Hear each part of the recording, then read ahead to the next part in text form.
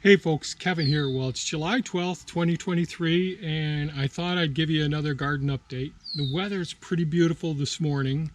Um, we have had significant heat. Our heat index was well over 100 for a few days. We have had some rain, no tremendous downpour, and my heart goes out to all the people all over who've had all the flooding and issues and the landslides, the sinkholes, and thank God it looks like they're getting the Canadian wildfires under control. That's really good. The air pollution has really been was pretty darn bad. It has been improving. So the fresh air is pretty good today. I do smell a little smoke. I think it's probably just a neighbor burning. And so let's get started with the garden update. I haven't spent much time out here working in the garden. Last week I did come out and do a lot of weed whacking in the paths and all. Thea hasn't been harvesting too many of the honeyberries because her time has been preoccupied with trying to beat all of the birds to the blueberries, getting all the blueberries harvested. She's got a few gallons of blueberries harvested so far. She'll be out here at least a half a day today just harvesting blueberries. Got lots of black currants and red currants harvested already. But you know, it's one of those things when you have so many different fruit ripening at the same time, it gets to be a real challenge. For example, one of the fruits we love so much are our Illinois mulberries, and the birds are getting all of those ones. But since we've run low on the blueberries and all, that's a biggie, harvesting as many of the blueberries to get us through the next year here. So we still have some bindweed issues. I still haven't gotten the weed mats down. It's been a little crazy here. You can see a couple of the blueberries there ripening and all. So the goal is trying to beat the birds to getting some of the harvest here. One of the real nice things is the gradual ripening of the blueberries. So that way Thea can keep coming out and every day get a bunch of them. There was a day when I came out here last week, it was just the mats were just covered with blueberries on the ground. Now whether the birds knocked them off and didn't finish them, I can't tell you. But as you can see, there's still quite a few weeds that are creeping up here between the honeyberries over here. Where we got the weed mats, the weeds have been under control. Really good. And of course there's the drip tape underneath this as well. I never got the weed mat down for the thornless blackberry plants. And last week I came through here because the weeds were as tall as the thornless blackberry plants. And I weed whacked, tried to not hit any of the thornless blackberry plants, but I did hit a few of them, so I wiped out a couple of the thornless blackberry plants. Here's one recovering some. But this is what happens when a string trimmer hits it. And so I have a few to replace now. And I've got some rocks to pick up in this area. Just feeling a bit overwhelmed with how much there is to get done here. But it's just par for the course with my life, because the number of things that we have going on at any one point in time. So some more of the blueberries. I tried filming a few days ago, but the camera did not cooperate. There we go. It looks like it's recording this time. So that's it with the western garden plot. Oh yeah, the foxglove, that went to seed. All of the lupine have gone to seed. You can see the asters are getting ready to go to seed. Hosta's about to flower. Thea's also been harvesting a lot of the chamomile. We make all our teas here, where Thea makes all our teas. So that's been good. I have been working in the forest. And the brush mower that I got from Prime Attachments has been amazing, much better than I thought it would be, and I had pretty high hopes, and it's exceeded my hopes. It really does a good job. So I'll try and make a video going down in the forest and showing you some of the work we've got accomplished there. So it looks like we got 3 or 4 acorn squash that made it during all that heat and all, and surviving the black mats. Tomato plants are doing okay. Pretty happy with those. Those are San Marzano tomatoes, and we may have a couple of other varieties in there as well. Last week, Thea went down into the root cellar, and I said, well, let's just go ahead, since we're not getting too crazy here. Let's take some of the old seeds that we got from squash, pumpkin, whatever the heck else. Some watermelon, I think. I'm not sure what all she did plant out here, but I said just take some seeds. I think they're like 2016 and 2017 seeds that we harvested. So there's the Sweet Georgia squash, the I think Blue Hubbard pumpkin, Blue Hubbard squash. I think we have some blue pumpkins in here. I'm not sure, but she put little clusters of seeds, and you can see, well, some of these ones store extremely well, and I can't tell you which ones these actually are. Of course, there's some weeds in there as well, but pretty nice germination. Is about a week after the seeds being put in. So we'll see how that turns out. Since that's successful, I'll have to finish the weed mats on this side and get the Premier One fencing up around here, which I took some of the main posts, since it used to go out to here, the garden did. So just a little bit of work to do here, and I'll have to get some fencing up. Now let's take a look at the eastern garden plot. The garlic is just about ready, and I'm pretty darn happy with how well the Scarlet Red Runner beans are doing. You see outside of the hoop trellis here going down the outside, looks really good.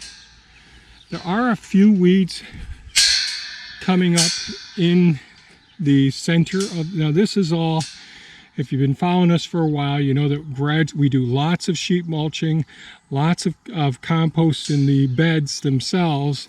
And then when we have excess material, like whether it's pumpkins or squash, and we have the rinds and stuff, there's times, or even lots of weeds, I'll lay those down in places that I would still want to build soil, increase the microbes in the community, and then put cardboard over it, and then put wood chips on it. That's been done a few times over the years here. And of course the weed seeds take off in here. But what we decided to do, since I really like the white clover, the way that that has turned out over here in the living pathways, I went ahead and took some of the white clover seeds. You can see it's starting to take off. Hopefully you can see this. But it's just a whisper of it here. And I've learned from seeding this area over here last year that the clover, we need to give this variety some time to really set up shop, and I expect next year it'll start popping up.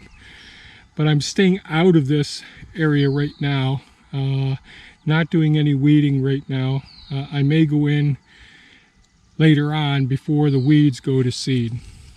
But these Scarlet Red Runner beans, I think they're doing pretty darn well. I also came in here and I weed whacked the living paths, and I threw down some more of the white clover seed in the pathways themselves. So here's our garlic.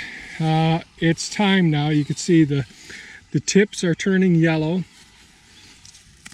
The first leaf, let me see, the first leaf right here is completely gone.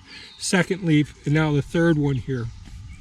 So between 3 and 4 is what I say. And the reason that I pay attention to the leaves is each leaf represents a wrap on the on the garlic bulb itself. So in order to have that garlic store for as long as possible, we need to have as many wraps on it as possible. So each one of these leaves represent our layer of wraps around it. So by the time I get 1, 2, and 3, so there's still a wrap on it here, so 2 wraps are basically going to rub right off. The third one will after this week. So it's time to harvest these.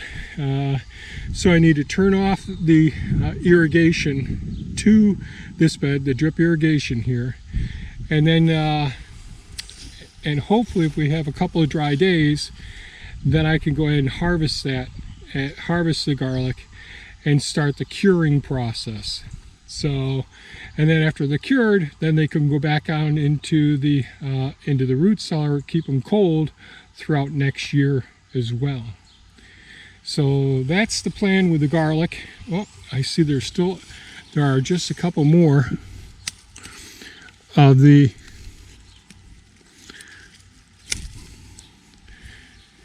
sorry about that. Looks like just 3 of the garlic scapes that are there. Red raspberries, not much of a difference. We've got enough surviving that next year I think will be okay. I did, as I mentioned, I put some more white clover seed down in these paths. I weed whack these areas, but I'm going to end up sheet mulching these beds again, just to try and keep the weeds under control. The shallots, they're coming along pretty well. I see we got a couple over here starting to lay over, so when I see them turning brown and laying over, that's the time that I'm going to go ahead and start harvesting these. So I think what I'll do is I'll harvest, if I can get things done, harvest the garlic, and then probably the same week or next week I'll come in here and harvest the shallots as well. The russet potatoes, which are the only potatoes other than our sweet potatoes that we're growing this year, have been doing really well. The vines or the bushes really look good. You can see just starting to get some flowers now. They're still all upright, no turning brown yet, and we're just starting to get flowers at this point. So, in my opinion, it's too early to think about harvesting them unless you actually need the food. There will be some reasonable potatoes down at the base of these, but my plan is to give these guys some time to finish flowering, to start to fall over and start to turn brown, and that's when it's time to harvest the russet potatoes. I didn't come in and hill them again. I just hilled them the one time, and that helps to prevent the weeds from competing with them. And down in the center, really don't see any weeds coming up and competing with them, so that a double ground hardwood mulch is working out really good. We have really rare beetles coming in, so there's a few Japanese beetles there. We did have the marmorated stink bugs last year. We have very few this year, about the same amount as we had last year, so that's staying under control. We do have our compost way down in back. I know that that the smells from the compost and the stinky stuff really that draws in those stink bugs. So I weed whacked in this area as well.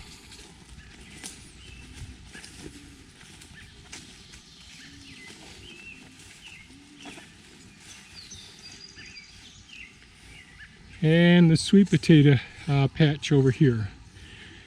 We do have some weed competition. Right here's some tomatoes trying to make their way up, some clover, some grasses, but and certainly some of our thornless honey locust seeds are coming, which we will dig those up this fall when we get the sweet potatoes. But these sweet potato vines are looking great. These all came from just 1 or 2 plants and letting the vines extend out like they're extending now. and then just putting soil over the tops of the part here, and each one of these nodes is where leaves, where roots come down, and that's how we propagated the sweet potato plant starters that got all of these plants here this year. So pretty happy with those. Drip irrigation here. Let's go down our line. And you'll see these buckets, and I've shown these in previous videos.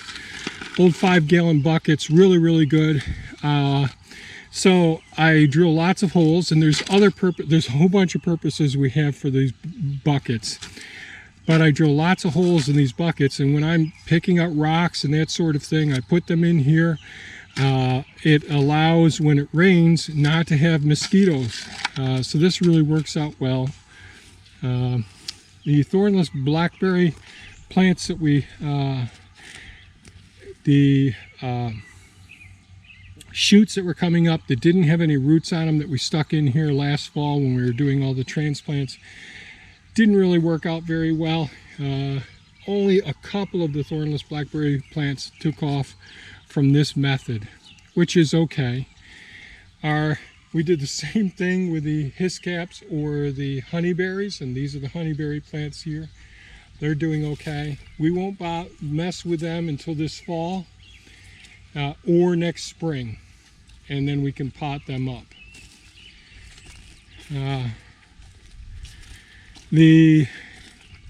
So this in here are the white oaks in here, and we got a red oak there too.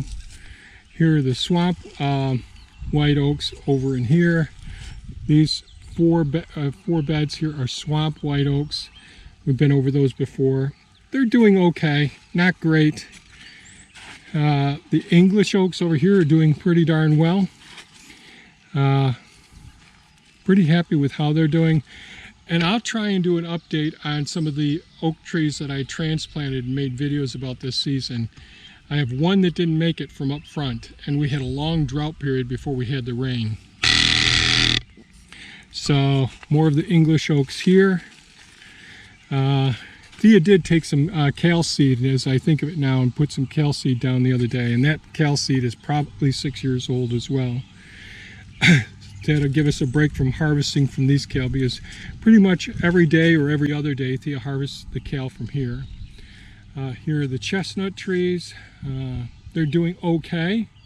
A few of them look pretty rough. And another swamp white oak here. The strawberry bed, it's doing okay. Another thornless honey locust coming up there, some purslane. A few more weeds, dang it. Weeds. Dandelion root, beautiful root.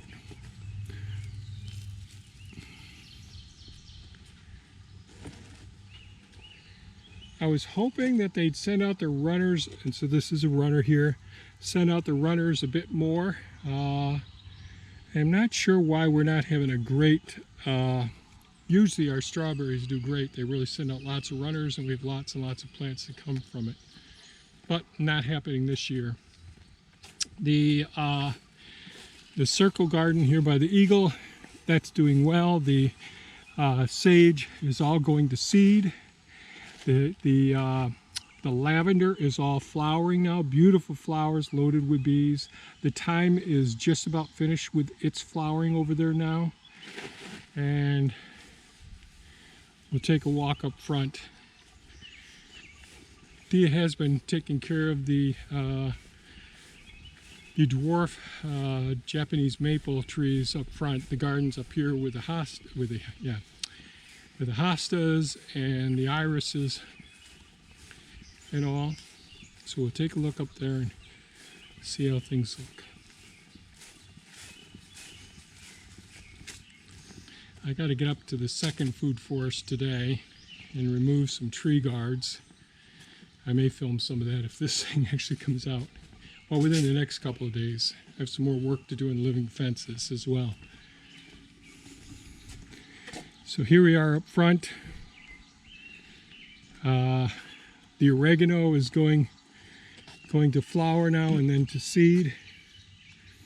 And we got some weeds, thyme, the irises, thyme, irises, some of the hostas, Japanese maples. This is our little circle of the fiddlehead ferns here. You can see some new shoots are coming up. Everything was put in here pretty rushed to get this done this season. You see that some of the hostas are going to flower now. Japanese maple.